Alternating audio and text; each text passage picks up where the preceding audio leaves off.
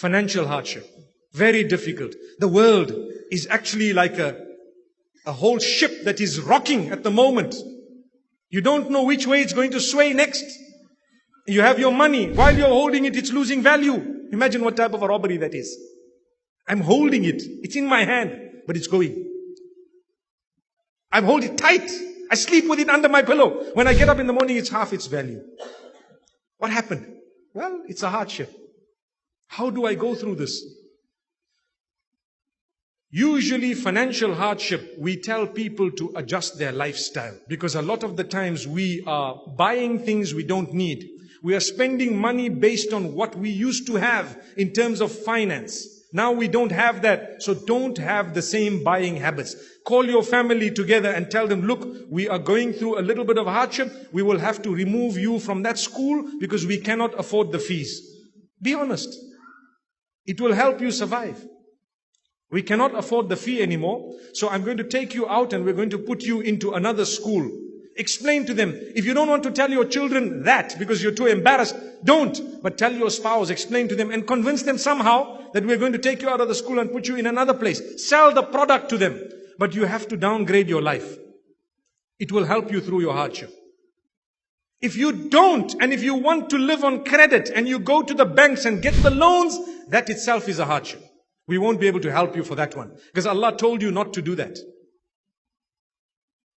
And you know, I know of people who have weddings.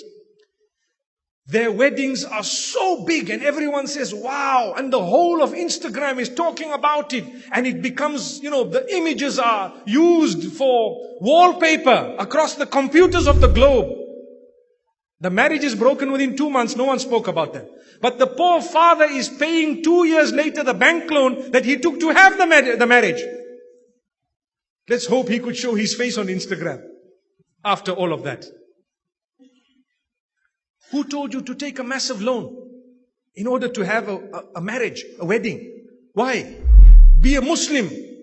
Have a simple wedding in the masjid and distribute a few dates and it's over. You couldn't afford it. You are forgiven. It's over. What is my walima? Well, myself, my family members, my brothers and their families, we sat together for a meal. That was my walima. So what? What was the mahr? It was a basic amount, alhamdulillah. Barakah. Allah helps you.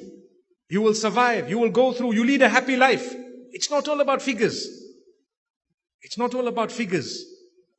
May Allah make it easy for us. Whenever Allah has spoken about alleviating the suffering of people, He's never spoken about giving them money in order to solve their problems. Not once. He's spoken about giving them contentment, making them happy with what they have been given. But we've become materialistic. The whole globe runs behind the latest.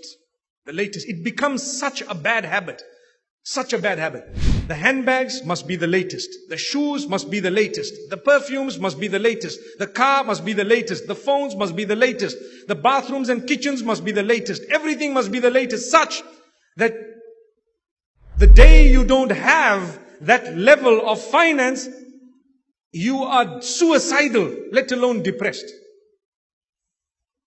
So one of the ways of helping yourself through financial hardship is by adjusting your life, and don't be embarrassed to do that, because you will be a role model to others.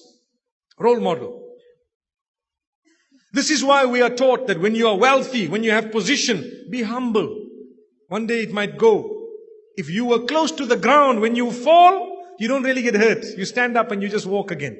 But when you're flying in the sky and you fall, your balloon popped, Allahu Akbar, what happened? You came crashing down, and as you fell, you broke all your bones. It was embarrassing. Now I can't even get up. That's why when you have it, you have the fame, you have the name, you have the wealth, humble yourself. Still greet the people.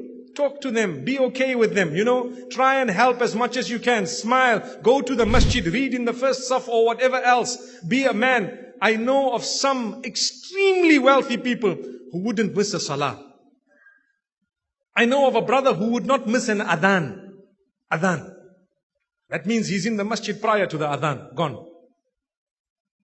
May Allah subhanahu wa ta'ala help us.